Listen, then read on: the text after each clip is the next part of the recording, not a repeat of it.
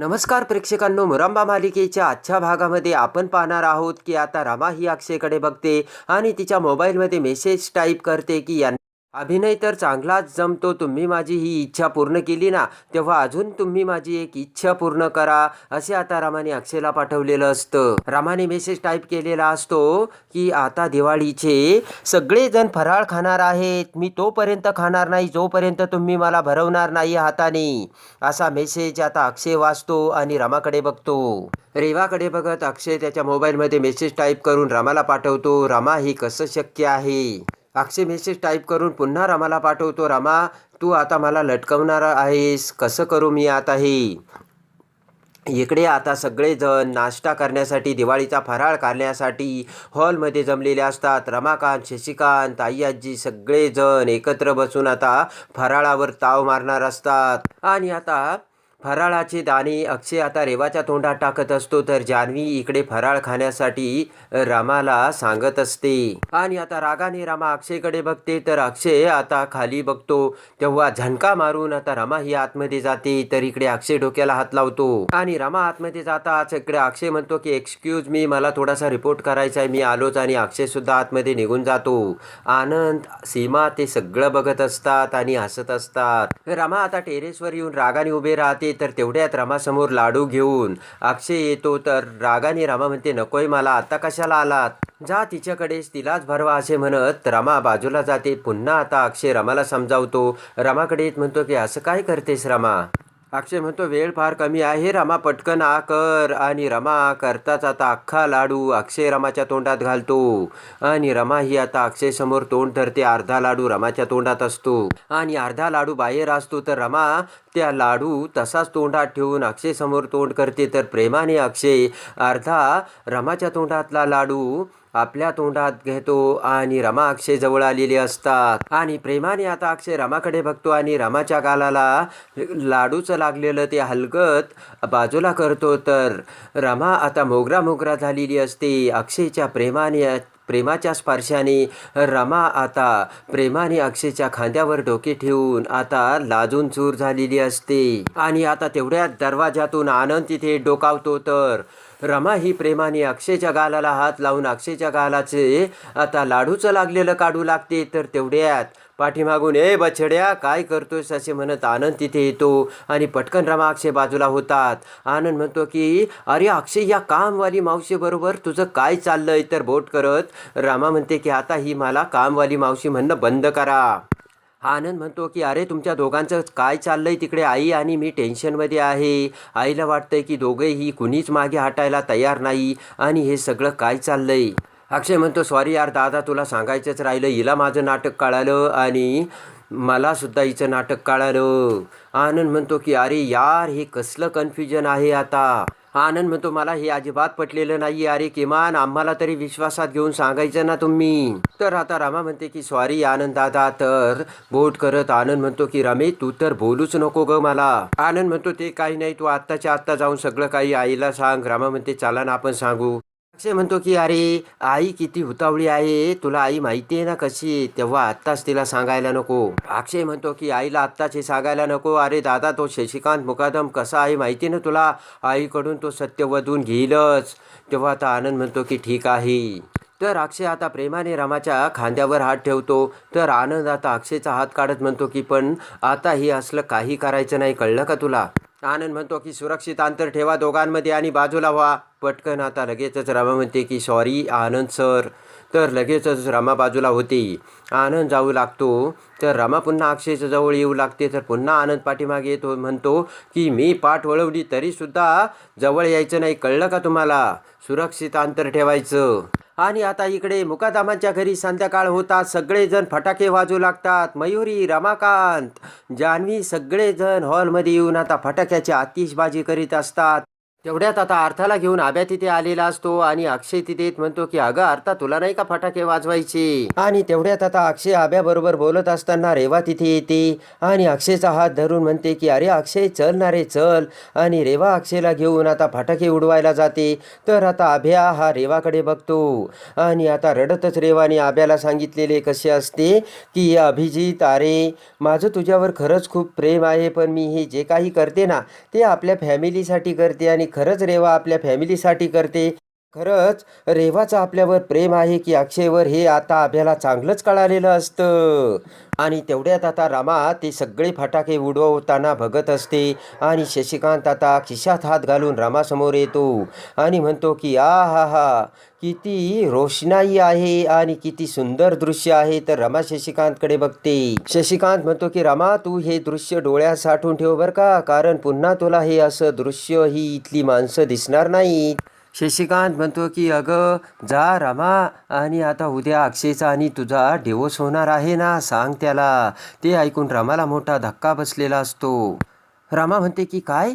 तर लगेच शशिकांत म्हणतो की एवढं अवाक व्हायला काय झालं, अगं तुला अस्मित सोबत लग्न करायचं ना. तेव्हा आता हळूच शशिकांत म्हणतो की अगं काहीच करायचं नाही आहे तुला, सगळी सेटिंग लावून ठेवली आहे मी कोर्टात. तुला फक्त तिथे यायचं आणि त्यांना सांगायचं आहे की डिव्होर्स घ्यायला आम्ही अगोदरच तयार होतो आणि आता अक्षयची मेमरी गेल्यामुळे आम्हाला आमचा डिव्होर्स देऊन टाका म्हणून, आणि सही करायची की लगेच काम झालं असे शशिकांत रमाला सांगतो. तर आता रमा म्हणते पण, तर शशिकांत म्हणतो की आता पण बिन कशाला मुकादम, अजून बनण्याची तुझी हाऊस फिटली नाही वाटतं. तर हसतच रमा म्हणते तसं नाही आहे. रमा म्हणते तसं नाही, मला अस्मितसोबतच लग्न करायचे. तर शशिकांत म्हणतो की उद्या 10 वाजता भेटूयात कोर्टात, हॅप्पी दिवाळी रमा. आणि शशिकांत बाजूला जातो. आणि आता रमाला आता काय करावे आणि काय नाही सुचत नसते. अक्षय हा समोर रेवा सोबत फटाके वाजवत असतो. रमा आता अक्षयला खुणावू लागते, पण अक्षयचं काही लक्षच नसतं. पटकन आता रेवा ही आतमध्ये जाऊन आता एरझऱ्या मारू लागते. काय करावं आणि काय नाही आता रमाला कळत नसतं. आणि आता इकडे रमा ही मोबाईलवर मेसेज टाईप करते आणि अक्षयला पाठवते. त्यामध्ये आता रमाने मेसेज लिहिलेला असतो की उद्या आपल्या डिवोर्सची कोर्टात केस आहे आणि शशिकांत मुकादमाने मला उद्या कोर्टात बोलावलंय. अक्षय आता रमाचा मेसेज बघू लागतो. तर तेवढ्यात रेवा म्हणते की अरे अक्षय काय आहे, आज मोबाईलही घ्यायचा नाही आणि कुणाचा मेसेजही बघायचा नाही. अक्षय म्हणतो की अगं रेवा कुणाचं तरी महत्त्वाचं असेल, बघतो आणि लगेच तुझ्याकडे येतो. रमा आता अक्षयचा मोबाईल हिसकावून घेऊ लागते. तर अक्षय रेवाला म्हणतो की अगं रेवा काय करतेस. तर अक्षयने तो मेसेज डिलीट केलेला असतो. रेवा म्हणते की अक्षय तू मेसेज डिलीट केला. तर आता अक्षय म्हणतो की अगं तो फालतुकडा मेसेज होता. इकडे आता रमा विचार करत बाहेर बघत असते आणि म्हणते की काहीतरी रिप्लाय द्या ना, अजून यांनी मेसेज नाही बघितला. रमा म्हणते की काय करू आणि कसं सांगू आता यांना, थोडा वेळ वाट बघू का, असा विचार आता रमा करत असते. इकडे आता रमा विचार करते की यांनी जर मेसेज बघितला नाही तर मी आता काय करू, आणि रमा डोक्याला हात लावते. आणि आता इकडे सगळेजण जेवायला बसलेले असतात. तर रमा आता डिशमध्ये पोळी घेऊन येते आणि अक्षय शेजारी येऊन म्हणते पोळी. तर अक्षय म्हणतो हा हा ठेव. तर पटकन आता रमा अक्षयच्या शर्टला बोट लावते आणि अक्षयला खुणावते की बाहेर चाला. तर अक्षय खुणावतो नको नको. आनंद आता ते सगळे बघत असतो आणि आता रमा काही जायला तयारच नसते, अक्षयला खुणावू लागते. तर अक्षय आता रमाला म्हणतो की हिला वाढ ग, रेवाला वाढ. तर आता रमा ही रेवा शेजारी येते आणि आता पुन्हा रमा अक्षय जवळ येते आणि म्हणते कशी झाली भाजी, छान झाली ना. तर अक्षय म्हणतो छान. हळूच रमा म्हणते मला तुमच्याशी बोलायचंय. तेवढ्यात आता आनंद ते सगळं बघून ठसका लागत म्हणतो की चिवडा, मला जेवताना चिवडा हवा असतो तोंडी लावायला, माहिती ना तुम्हाला, आणि मला चिवडा पाहिजे. आनंद म्हणतो रमा तुला आठवतंय का, नाशिकवरून जानूसाठी चिवडा आला होता, तिच्या घरच्यांनी दिला होता, तुला आठवतंय का, किचनमध्ये असेल तो, चल चल घेऊन येतो. आनंद म्हणतो चल रमा मी तुला दाखवतो. तर रमा म्हणते की आनंद दादा. तर आनंद म्हणतो चल चल रमा, आणि आनंद रमाला आता आतमध्ये घेऊन जातो. तर आता इकडे अक्षय विचार करतो की हिला मला काहीतरी सांगायचंय का, आणि आता आनंद इकडे रमाला किचनमध्ये घेऊन येत म्हणतो की अगं रमा तू वेडी आहेस का, सगळ्यांसमोर अक्षयला का असं डवचवत होती. तेव्हा आता रमा म्हणते की मला त्यांना महत्त्वाचं सांगायचं होतं. तेव्हा आता आनंद म्हणतो की अगं तिथे सगळ्यांसमोर मला सांग काय सांगायचं होतं. तर आता रमा म्हणते की आनंद दादा, मला शशिकांत मुकादमांनी उद्या तारीख आहे कोर्टात असं सांगितलं आणि फायनल सही करायची असंही ते बोलले. तेव्हा आता आनंद म्हणतो की बस एवढी गोष्ट होती तर मेसेज करून सांगायचं ना त्याला. तेव्हा रमा म्हणते की आनंद दादा, तुम्हाला काय वाटलं मी त्यांना मेसेज केला नसेल का? मी केला, पण त्या माणसांनी बघितलं तर पाहिजे ना. रमा म्हणते की मला तर आता असंच वाटायला लागलं की यांचं लग्न रेवाबरोबरच होणार. तर आनंद म्हणतो काहीही बडबडू नकोस रामा. रामा म्हणते मग काय म्हणू, यांनी रिप्लाय नको का द्यायला? महत्वाचं काहीतरी असू शकते, हे नको का बघायला? आनंद म्हणतो की तू ब्लानिंग होऊ नकोस, मी बघतो काहीतरी. तर रमा म्हणते काय टेन्शन घेऊ नका असं तुम्ही म्हणताय. आणि आता इकडे सगळेजण हॉलमध्ये बसलेले असतात. तर आपल्याला कोणाकोणाचे गिफ्ट आले हे सगळे आई आजी, शशिकांत, अक्षय, रेवा, रमाकांत बघत असतात. तर तेवढ्यात आनंद तिथे येतो आणि हळूच अक्षयला उठवत म्हणतो की अक्षय, तुला कुणाचा मेसेज आला होता का? तर आता अक्षय म्हणतो मला.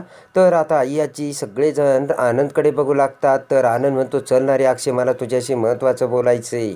तर आता आई आजी म्हणते की अरे आनंद, काय चाललंय तुझं? तर आता आनंद म्हणतो की मला एक अक्षयशी महत्त्वाचं बोलायचं आहे म्हणून त्याला नेत होतो. तर आई आजी म्हणते की बस रे, काही महत्त्वाचं नाही. इकडे आता आद्या पुन्हा एक गिफ्ट आलेलं बघते. तर आई आजी म्हणते आद्या, कुणाकडून आलं ग ते गिफ्ट? तर आद्या म्हणते की कुणीतरी कर्णिक आहेत.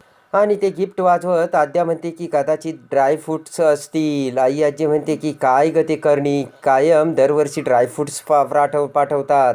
आई आजी म्हणते की आपण असं करू, ते ड्रायफ्रूट्स रमालाच देऊ, त्या बिचारीला तरी कधी मिळणार. इकडे आता ठरल्याप्रमाणे दुसऱ्या दिवशी आता रामाला शशिकांतने कोर्टामध्ये बोलावलेलं असतं. तर आता अक्षय हा बेडरूममध्ये झोपलेला असतो. अक्षयला काहीही कळालेलं नसतं.